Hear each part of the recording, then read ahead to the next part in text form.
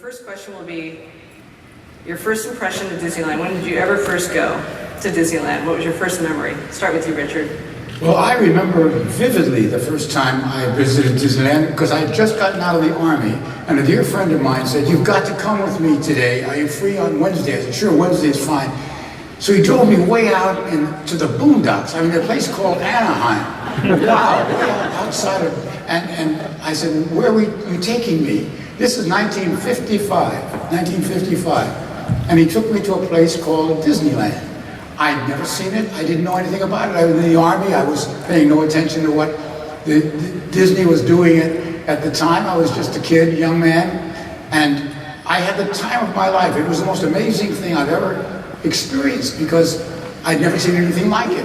I mean, you walk into this place and there's a berm around the entire environment so that you felt you were in another world, which you were. You were in a Disney make-believe world. It was wonderful. And all the dreams that you dreamed could be coming true inside of this wonderful world. And I remember being so touched by the fact that you came to a hub and all of a sudden there was a jungle area and there was the tomorrow area and there was a make-believe fairy tale area. I didn't know the names of them or anything. You all know them now, of course, but I was just a novice at the time. I didn't know any of this. And I never dreamed in my wildest dream that one day I'd be working for this wonderful man, Walt Disney. That was my first impression, 1955. That's great. What about you, Orlando? Well, actually, my first visit to Disneyland was before it opened, about a couple of weeks. I'd gone to SC on a football scholarship, and one of my teammates was a fellow named Ron Miller who married Diane Disney. You're surrounded by So they invited me down for a picnic on the hub, and it was really wonderful. It was, of course, the park wasn't open, and everyone was traveling around, but it was fun to walk around and be able to see all the different areas that there were going to be, and I was totally amazed. I didn't know then that I was going to come to work for the park, or rather for Wet Enterprises. It was actually about 8 or 9 years later, but it was a wonderful time.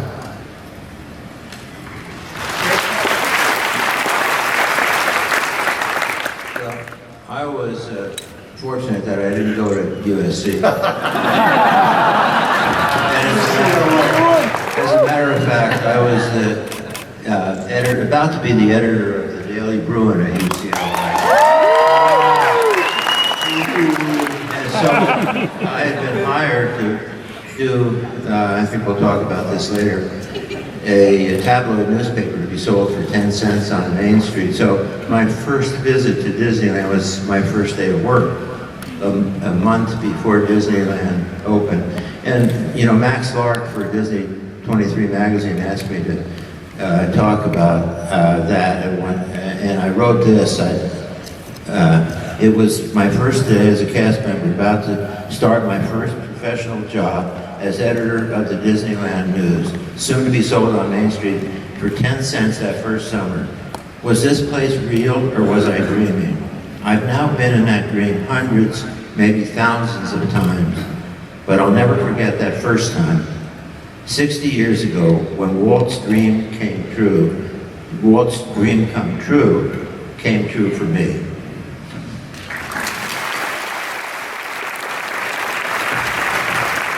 So, in these early days, tell us a little bit about how you started and you had to pitch this idea to Walt. Give us a little bit of background, Marty, on how you first started. Well, it was kind of a strange thing that I even was invited to do this because of my editorship of the Daily Bruin. And I was there for 2 weeks and had to present the concept for the newspaper to the Walt Disney. And I was 21 years old, had never worked professionally, and was scared as hell. And when I look back on that, and this is the truth, I think that was the turning point in my career, because if Walt didn't like it, he would have gotten some pro to do that publication. But he did like it, and that's why my career lasted 54 years. And I've told people that. But there was one other thing. I couldn't understand why Walt Disney had time for this little thing I was doing, this little detail, that was going to be sold for 10 cents on Main Street, and in the chaos that any park being completed is, and Orlando and Richard know that. I mean, it's really, the last few weeks are really chaotic. You're trying to get all these details done, and everything to work, et cetera, et cetera. And it took me a long time to understand why Walt had time for this. And when I finally did, everything clicked for me, because I realized that for Walt, Main Street was a real place. And he was telling a story about the 1890s, the turn of the century, and the details, right down to every town at that time had a real newspaper, had a newspaper that was sold or delivered, and that was part of the details in the storytelling. Once that became clear to me, I understood the business, I think. We're at the 60th anniversary. What do you all hope that will be here 60 years from now, or will change 60 years from now? What is your vision 60 years from here? What are your hopes, Marty? You know, Disneyland will always be where the heart is, no matter how many places we go in the world. Disneyland's the only park that Walt ever walked in, and I think Disneyland will always have that aura about it because of that, and it will always be the place that we go back to and say, not only is this where everything began, but this is where the business started. This is the foundation.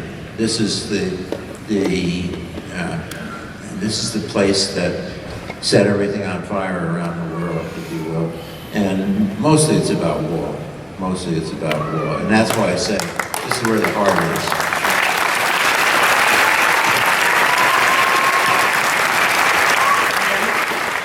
I agree. I think, I just hope that we can continue to mentor and pass on that tribal knowledge that we were able to glean from those original Imagineers, and that will go on and on and on as generations go on to add to Disneyland and always keep it relevant and alive.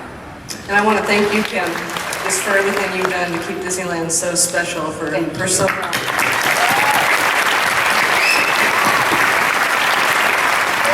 I wish we could understand what the people will be like 60 years from now, because look at how they've changed in the last 20. But I think the three things that have to be there for Disneyland to be relevant to them is, first of all, as you walk through and you go through the park, it's going to need to thrill those people the same way it did me as a child and all of us in our time there. Secondly, it has to be transportive. So when you board something like the Jungle Cruise, for those people, it has to transport them out of the world they live in into another magical space. And finally, it has to connect with them emotionally. All the things we talked about today of making it relevant for each generation, on and on, means that you have to keep fine-tuning it so that it does have that emotional play for each person that comes in, whatever they like, 60 years from now.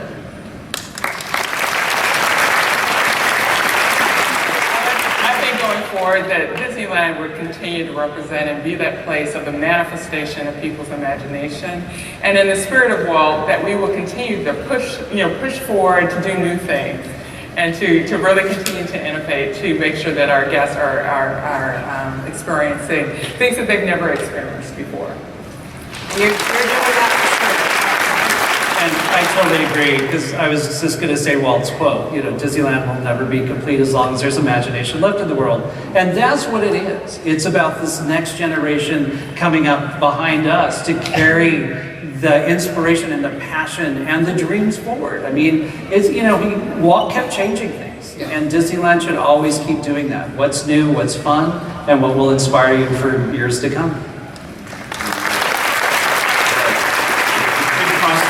But today, there are so many individual entertainment experiences, between handheld things and video games, and 60 years from now, what's going to be there for the individual person for entertainment.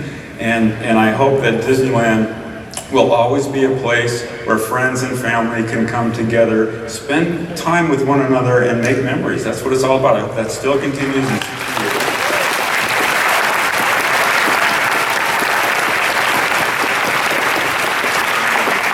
Well, I can say that there is no other creative company on the planet that is as amazing as Walt Disney Imagineering, and it's been a real pleasure to get to know all you guys, and I just want to thank you for all the amazing work for 60 years.